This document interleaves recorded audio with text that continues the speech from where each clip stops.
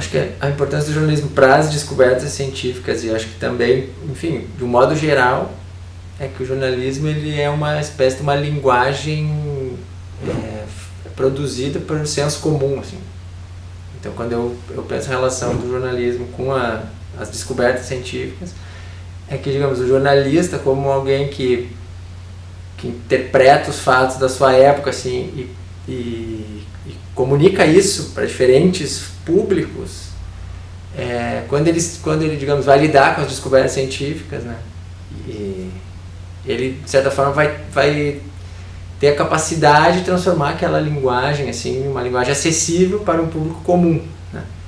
E aí a própria missão do jornalismo como uma profissão, como uma área, assim, de levar a conhecer o que as pessoas, digamos, necessitam, a ideia de bem público, bem comum, eu acho que isso é, assim, digamos, a relação entre o jornalismo e as descobertas científicas, essa importância, eu acho que é isso, essa espécie de ética ou de juramento, assim, da profissão, de que o jornalista é um cara que ele é formado para levar a conhecer diferentes públicos, inclusive é um público de senso comum, né, o que são as diferentes realidades, e aí quando ele tem descobertas científicas importantes que precisam ser apresentadas, assim, digamos, é alguém que teria essa capacidade de fazer isso de uma forma acessível, de uma forma preocupado com o bem comum, o bem público. Então, às vezes, quando a gente pensa em diferentes informações científicas, algumas que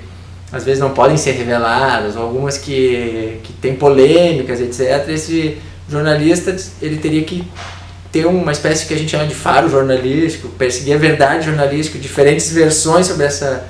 Porque também a ciência se apresenta como alguma coisa muito neutra também, mas ela tem diferentes... Às vezes ela tem diferentes correntes científicas, disputas de poder, e o jornalismo ele seria um cara que investigaria a fundo o que são essas descobertas científicas, porque também a ideia de descoberta científica, às vezes a ciência também é um produto humano, e às vezes essa ideia de descoberta ela é um pouco assim, a quem interessa essa descoberta, para que ela será utilizada, etc. Quando a gente pensa até na tua área da saúde, né, por exemplo, assim, biologia vinculada à saúde, tem essa questão que eu acho que é bem, bem importante, assim. Então, o que está por trás também da descoberta científica? Então, o jornalismo também não é só uma divulgação, não seria só uma divulgação fria, né? Não seria assim, o fato em si, mas é um fato interpretado, trabalhado, discutido. Então, o jornalismo não é só, porque a gente pensa em jornalismo e pensa na notícia em um parágrafo, né? Mas o jornalista é um cara que vai ouvir diferentes fontes, diferentes versões, vai ler sobre aquilo, vai procurar outras pesquisas na área, relacionar isso com o contexto, relacionar isso com o contexto político, contexto social, econômico, contexto de relações internacionais entre países, tem uma série de coisas, acho. E dependendo, claro, da descoberta científica, se for uma descoberta muito banal e simples, agora se é alguma coisa, descobrimos a bomba H, descobrimos a bomba atômica, né? O jornalista tem que ter um papel ali importante de pensar isso, né? Trazer reflexões, né? Não sei se...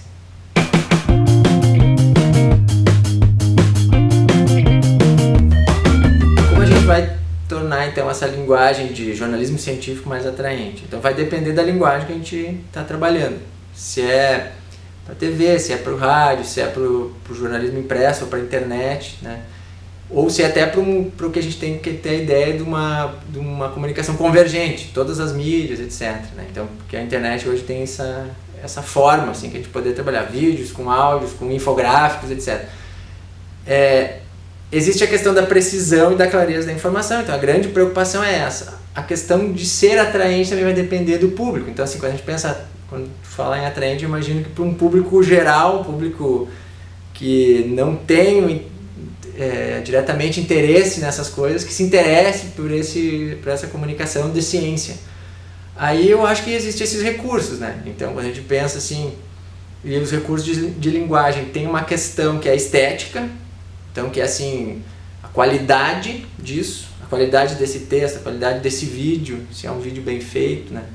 E tem uma questão de recurso também, que até para ajudar na compreensão, né? Uma qualidade, digamos assim, de informação. Então, quando tu pensa assim, hoje tem uma tendência, de certa forma, que é bem interessante, que é, por exemplo, que é os infográficos interativos, né? Esses infográficos que tem animações e que tu participa daquele infográfico. Então isso é uma forma de transformar uma informação complexa, uma informação que ela é de vez em quando intrincada, de difícil compreensão, em alguma coisa gráfica de fácil compreensão e que, na verdade, trabalha com outros estímulos também. Então a gente pensa assim, tá, eu trabalho na letra, né, a partir da leitura. Aí a leitura, às vezes, há um certo grupo de populações que tem uma dificuldade de leitura. O Brasil, por exemplo, com analfabetos funcionais, etc.